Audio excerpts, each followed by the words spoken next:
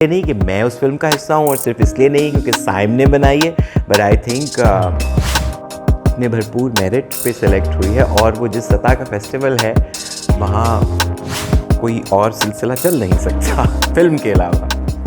اسی زمین پہ ہیں اور اسی سرزمین پہ ہیں، اور اس بات کی سب سے زیادہ خوشی ہے کہ صرف دوست احباب نہیں، وہ سب لوگ بھی جو ڈائریکٹلی فلم سے ریلیٹڈ نہیں ہیں، وہ سب بھی ایک فخر محسوس کر رہے ہیں، کیونکہ یقیناً نہ فلم کسی ایک انسان کی کاوش ہوتی ہے، اور نہ پھر جو اس کی اچیومنٹ ہے وہ کسی ایک کی ہوتی ہے. تو یہ اچیومنٹ پورے ملک کی ہے، اور ہم خوش ہیں، بہت زیادہ خوش ہیں سب لوگ، اور فخر بھی محسوس کر رہے ہیں، لیکن ساتھ ساتھ گراؤنڈ پہ رہنا بھی ضروری ہے. تو yes it's a great feeling, in usual. Joy land سائم صادق کا کریشن ہے. سائم صادق کے ساتھ میری دوستی، میرا رشتہ جو ہے پروفیشنل اور ایک شفقت کا، اور کیا کہنا چاہیے، جب چھوٹا سا بچہ یہ لم سے گریجویٹ کر کے اس نے مجھے اسسٹ کیا مور محل کے اوپر 1.5 سال، تو سائم کا تبھی سے ایک اسپارک جو تھا نا، اور جو اس کی ایک ٹروتھ اور جو کنیکشن ہے کہانی سنانے سے، وہ تبھی سے موجود تھا. پھر کولمبیا گیا، کولمبیا میں اس نے پہلے بہت ساری شارٹ فلمز تو بنائی. ڈارلنگ اس کی فلم جس سے پہلے وینس میں جیت چکی ہے، رائٹ، اور اس میں بھی کھوسٹ فلمز جو میری چھوٹی سی کمپنی ہے اس کا ایک چھوٹا سا حصہ تھا.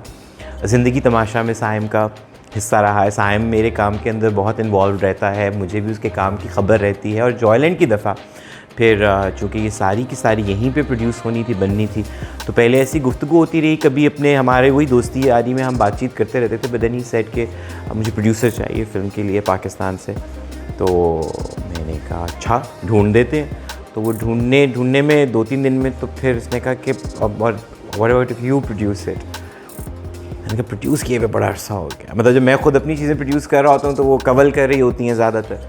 بٹ ان اینی کیس وہ جو اسکرپٹ ہے وہ جس قدر خوبصورت، جس قدر دل سے لکھا ہوا ہے، تو بڑے عرصے بعد میں نے پھر وہ جو ہینڈز آن پراپر پروڈیوسر والی جاب ہے وہ پھر کی. کھوسٹ فلمز کے علاوہ اس میں اور بھی کمپنیز انوالوڈ ہیں. دیر از another important, the most significant person, Apoorva گروچارن, who is an Indian American producer. وہ تھیں. آن گراؤنڈ ہم 2 لوگ تھے پاکستان میں، باقی لارن امریکہ سے. سو بس پھر اس کے بعد سب کچھ وہی ہے کہ جی سائم کے دل اور اس کی آنکھ اور اس کے ہاتھوں سے نکلا ہوا، اس کی ٹیم کا بنایا ہوا یہ ایک تحفہ ہے. نہیں، آئی تھنک ہمیں کام کے حوالے سے نا کئی دفعہ بہت سے ایسے خدشات ہوتے ہیں، اور وہ خدشات بے بنیاد ہوتے ہیں. آئی تھنک کچھ سینسٹیوٹیز ایسی تھیں جن کے لیے ہمیں پوری ٹیم کا ایک دھیرے دھیرے ایتھک ڈیولپ ہو گیا، اور سب کا سپورٹ تھا.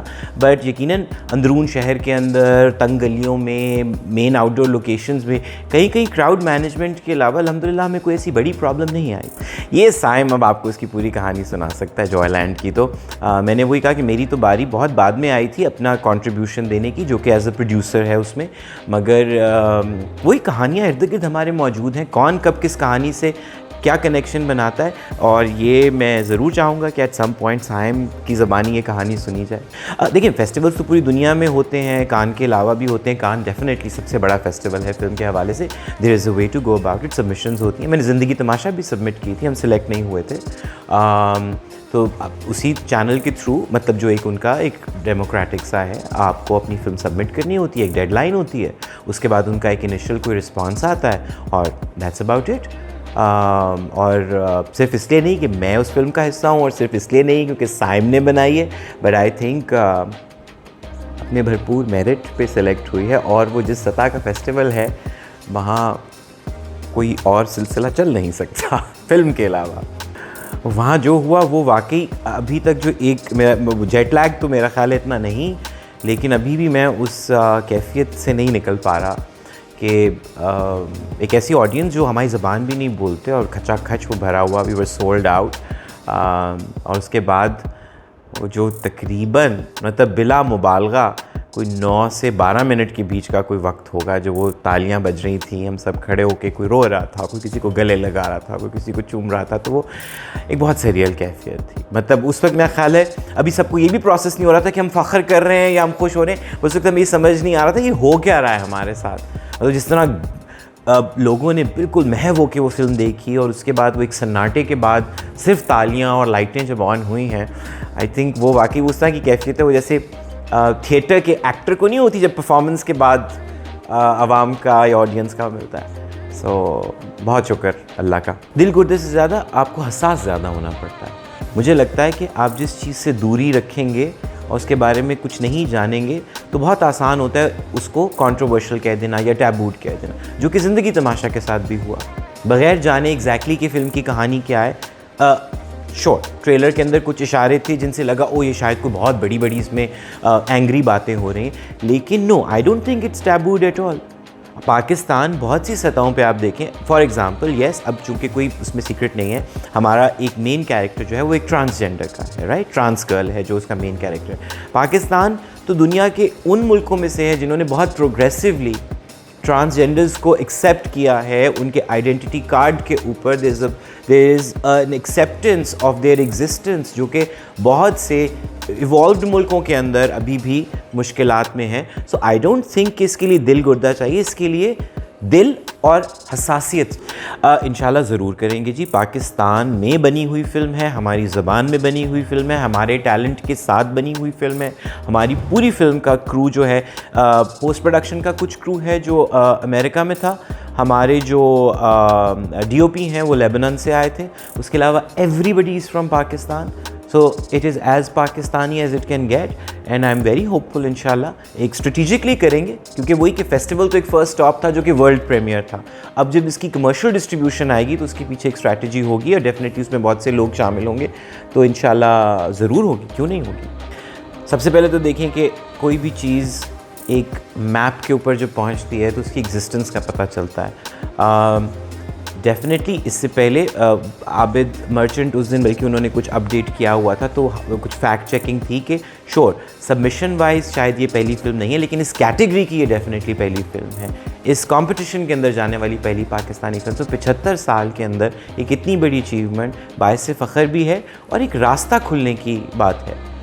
ہماری فلمیں اس وقت سفر اس لیے بھی زیادہ کرتی ہیں کہ ہم صرف اپنے ملک کے اندر جو لمیٹڈ سکرینز ہیں انہی کے بزنس تک محدود ہیں.